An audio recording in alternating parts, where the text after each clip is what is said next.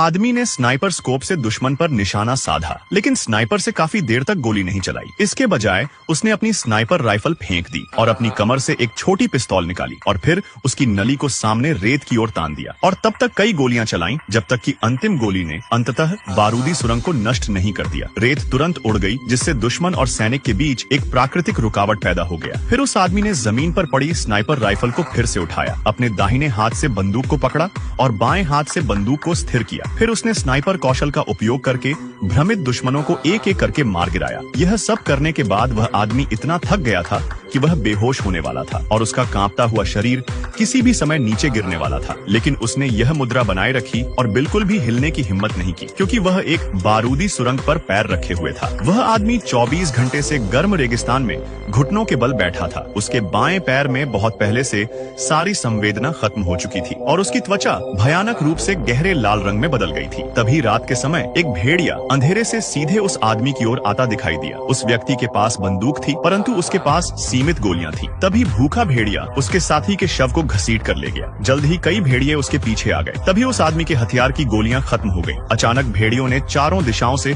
उस पर हमला कर दिया और उसके शरीर को लगातार काटने लगे। हालांकि उस व्यक्ति ने आर्म गार्ड पहन रखा था, फिर भी भेड़ियों ने उसे काट लिया। अब वह केवल अपनी बंदूक को हथियार के रूप में इस्तेमाल कर सकता था, इसलिए उसने हथियार को इधर उधर लहराते हुए भूखे भेड़ियों के साथ लड़ाई लड़ी। अगले दिन तक वह आदमी चमत्कारिक रूप से जीवित रहा। उसका बायां पैर तो बिल्कुल नहीं हिल रहा था, लेकिन उसके हाथ अनियंत्रित रूप से कांप रहे थे। उसके चारों ओर भेड़ियों की लाशें पड़ी थीं। यह पता नहीं था कि कितना समय बीत चुका था, लेकिन जब वह व्यक्ति पूरी तरह से हार मानने ही वाला था, तभी बचाव काफिला वहां से गुजरा। हालांकि रेगिस्तान में पीली रेत बहुत मोटी थी, बचाव कर्मी उसे ढूंढ नहीं सके। वह केवल यह देख सकता था कि काफिला उससे दूर होता जा रहा है और यहाँ से बचने की केवल वही एक उम्मीद थी। उसने निश्चय किया कि वह अब और कायर नहीं रहेगा। फिर उस आदमी ने धीरे से अपनी आंखें बंद कर लीं और अंततः एक कठिन कदम उठाने का फैसला किया। वह अविश्वास में जमीन पर गिर पड़ा। उसे विश्वास ही नहीं हो रहा था कि वह बच गया। उसने रेत फेंक दी और अपने नंगे हाथों से खदान खोद दी। लेकिन अगला दृश्य उस आदमी की कल्पना से कहीं परे था। पता चला कि उसने किसी बारूदी सुरंग पर नहीं, बल्कि एक छोटे से लोहे के डिब्बे पर पैर रखा था। यह देखकर आदमी टूट गया और शक्तिहीन होकर